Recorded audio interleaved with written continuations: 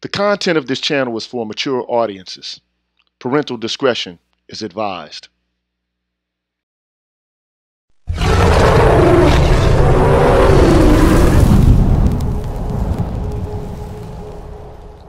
You're tuned in to the Green Gorilla channel. Please make sure to like the video, subscribe to the channel, and hit the bell notification button. And please, feel free to share the video. Thank you. What's good, everybody? I'm GG, and get tuned in to the Green Gorilla channel, the place where black men can express themselves freely, straight up, no chases.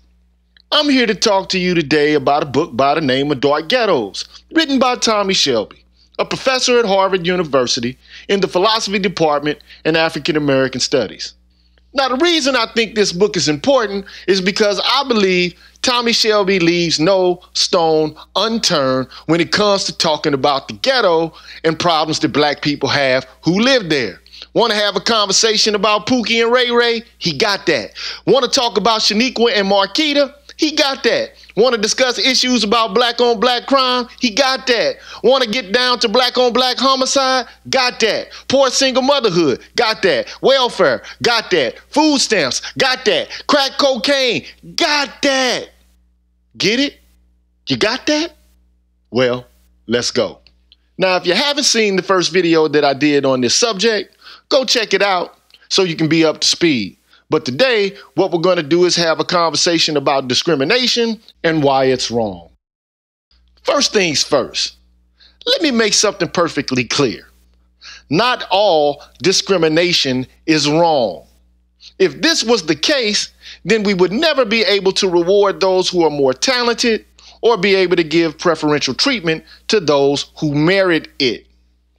Tommie Shebly himself states, and I quote, "Hiring as surgeons only those with steady hands is perfectly permissible, even though it discriminates against those with shaky hands."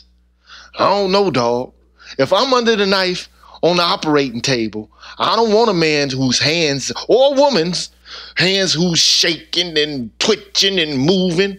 I want somebody with some slow and steady hands. But that's just me.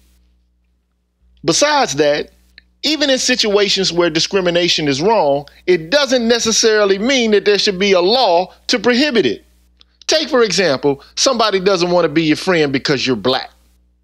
It doesn't mean that you can call the race police and have them arrested. Man, kick rocks. I ain't want to be your friend anyway, fool. Holla at you. Let the doorknob hit you with a good Lord split you. But this begs the question. When is racial discrimination unjust, immoral, or even illegal? An influential view, according to Shelby, is that race-based discrimination is always unjust because it's a violation of the principle of color blindness, according to which race should never be a consideration in determining how government institutions treat persons, regardless of the purpose or rationale behind such race-conscious measures. But to heal the racial situation in this nation, black people are in need of reparations. Now you look here, sir. I don't see race or color. I treat everyone just like an individual. Oh, what, you don't see race? Sure thing, old buddy, old pal, old buddy, old pal. Now, one of the most popular approaches used by advocates of color blindness is to make the case that persons should be treated not as representatives of their race, but instead as individuals. There are no group rights, only rights of individuals to equal treatment. But Tommie Shebly says, look, come on now. The use of classifications and generalizations in law and public policy is ubiquitous.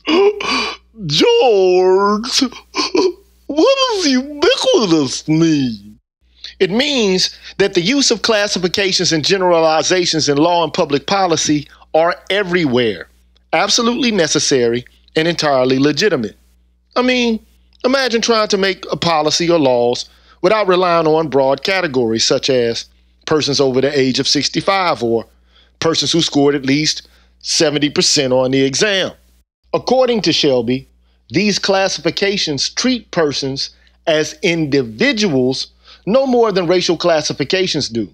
and they do not presuppose that groups rather than individuals have rights. Now, a more charitable way or a plausible way to approach the colorblind argument could be to say that public institutions should not advantage or disadvantage persons because of traits they possess for which they're not responsible. In other words, your prospects in life should pretty much reflect the quality of your choices and your efforts.